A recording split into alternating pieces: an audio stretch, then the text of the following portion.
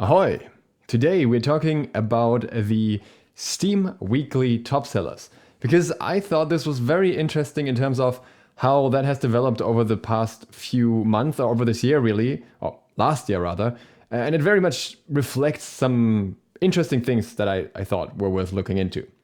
So this is the top sellers for the week ending in January 3rd.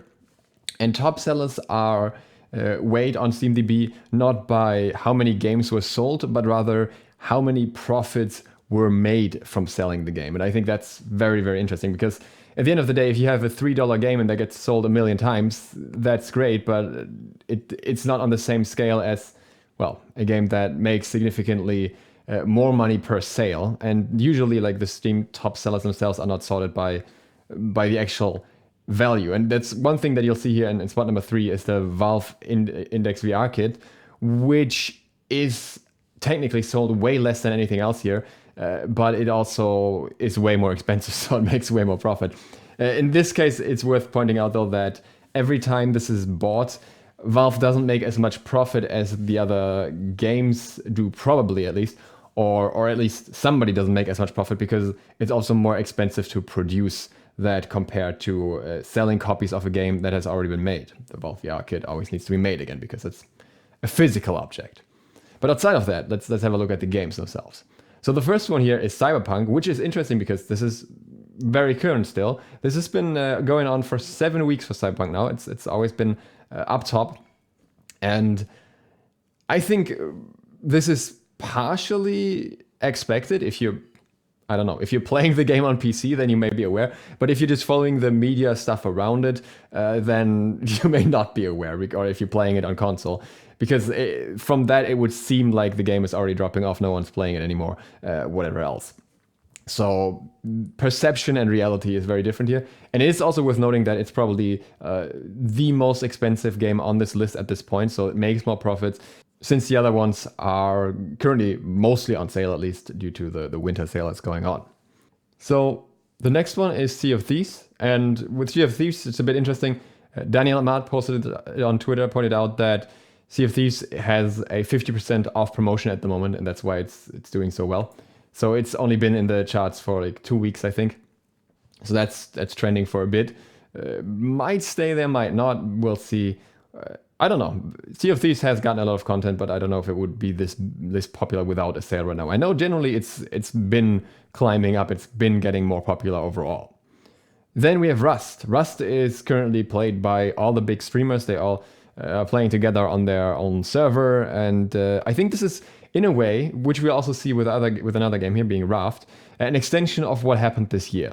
So this year we had many games that were more about interactions between people. It started with Among Us.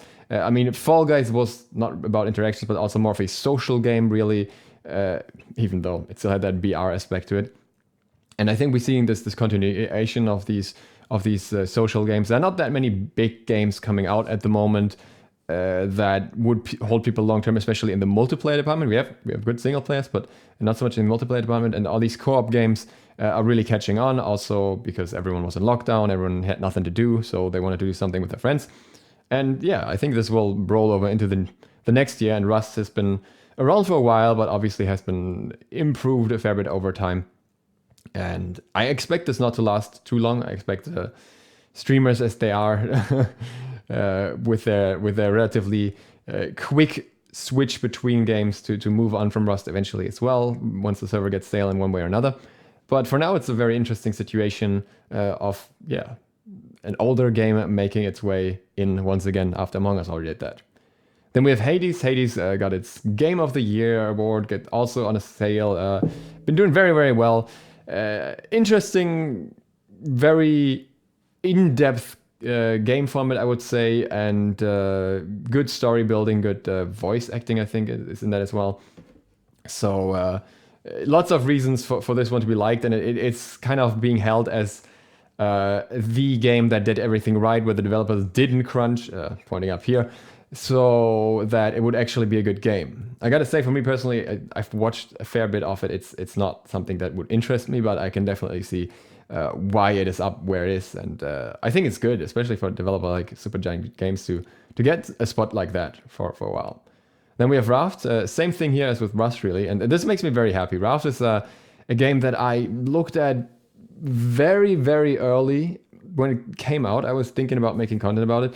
But at the time, it didn't really seem that there was like too much going on yet. It didn't really feel worth investing into. And I didn't do it. But then I played it not too long ago. And I got to say, it's definitely interesting now. It's definitely fun now.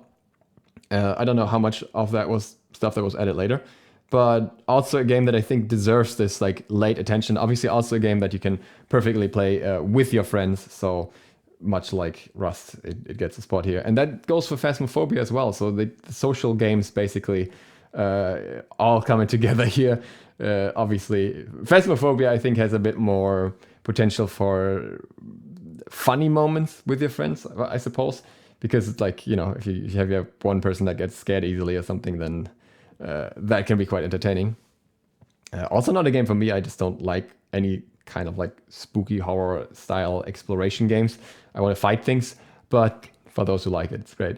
Then we have GTA. I think that's been in the charts for ages as well. With GTA becoming more of a games as a service game, just getting multiplayer stuff all the time and everything, I think that's just here to stay, and I don't think that'll change anytime soon. Like the only way that would change, honestly, would be if there's a GTA 6 with a multiplayer that brings in the same like long-term replayability through the multiplayer.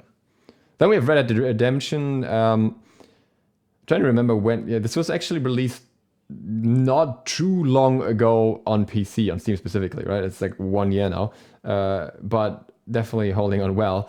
Just one of the overall considered one of the best single player experiences. I haven't played it. I'm just so opposed to the idea of staggered releases. Out of principle, I don't want to play it. But maybe one day I will.Maybe when I play Red Dead Redemption one day, then maybe I'll play too. But I also think this is really cool that this is something that can hold its own against mostly multiplayer titles as well. And then we have CS:GO, which is also interesting because this is obviously not obviously, but CS:GO is free to play at this point, meaning these profits are all from like in-game purchases and stuff, which obviously is very interesting in terms of, you know, how long the game's been around. It is labeled as like a release date December because it's just Operation Broken Fang here. I'm not sure. I don't think it's just the DLC that these earnings are from, but it actually looks like it here. That could explain it, but I feel like it would be CS:GO as a whole. I feel like it would not just list the DLC. I'm not sure. Either way, also interesting. And yeah, I think that's a very refreshing look at what's popular at the moment compared to what we've seen in gaming over, well, most years now. We've seen a lot of very competitive focused multiplayer games taking a lot of the spots for a very long time. And it's finally getting a bit of a breather, and I really like that. I just wanted to talk about that. I just want to point out that that's happening, and also I wanted to show that Cyberpunk is really like still doing really, really well, and that the perception is off a little bit there. So yeah, if you enjoyed this, feel free to sub and ring the bell. And on that, I'll see you for the next one soon. Duke Sloth, out.